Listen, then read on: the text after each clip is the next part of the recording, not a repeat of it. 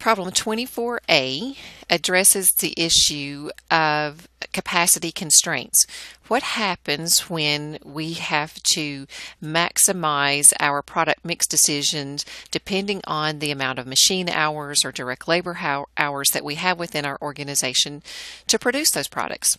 So we have Brill Company, who is producing two types of electronic toothbrushes, the deluxe brush and the standard brush. So it says they aren't actually at a situation where they're out of capacity and have to limit what they can manufacture.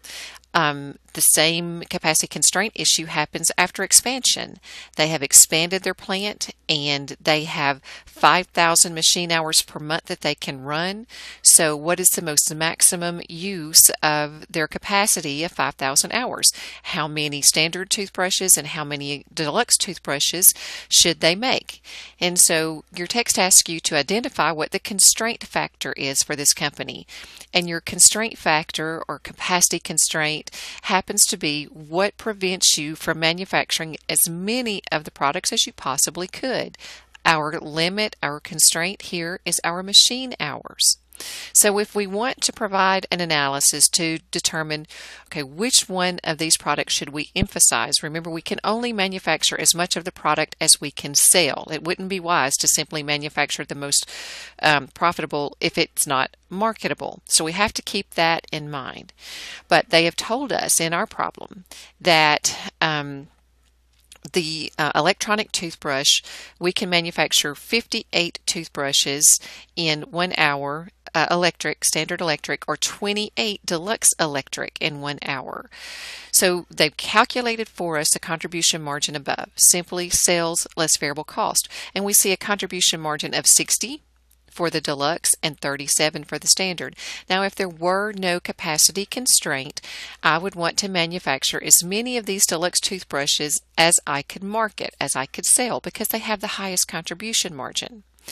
But when we look at these numbers based on our capacity constraint, it tells us that we can manufacture 58 of the standard in 1 hour or 28 of the deluxe in 1 hour.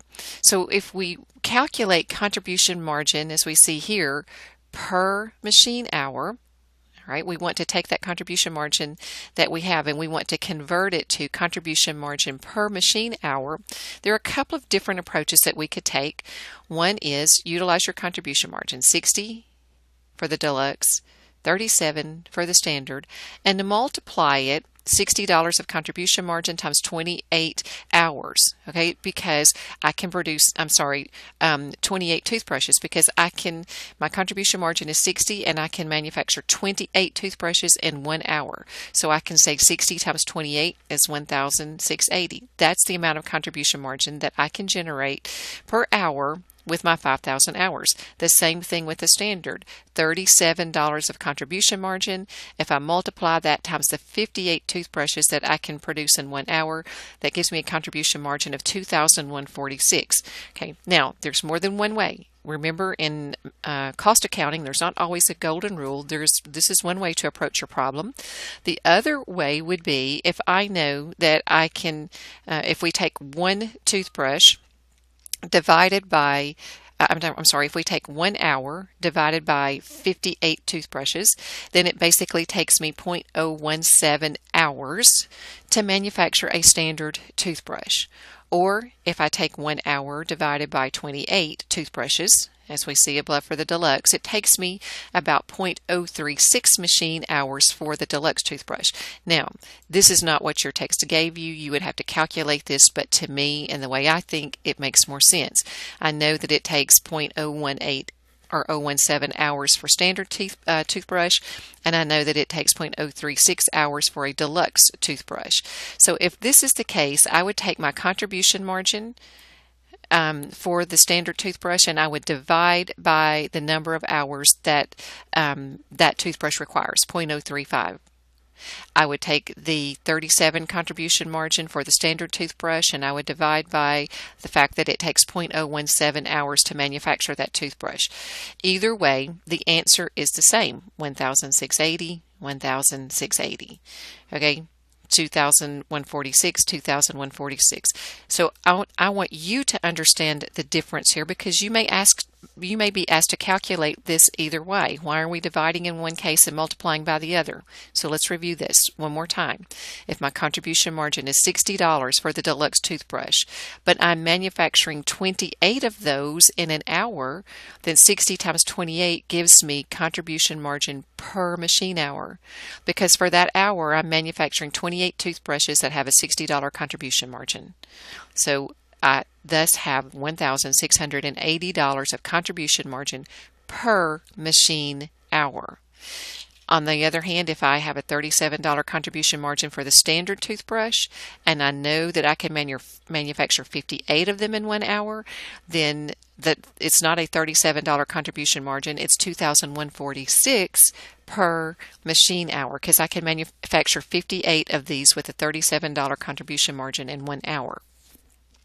The other side of that is to determine how many hours each toothbrush takes. The standard toothbrush takes 0.017 hours.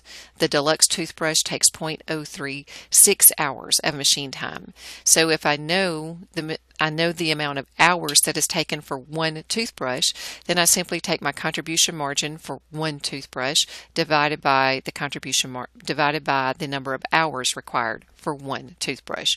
Once again, the answers are the same. It's simply you need to use the method that makes the most sense to you when you are calculating these products, whether it's for the exam or whether it's in a business.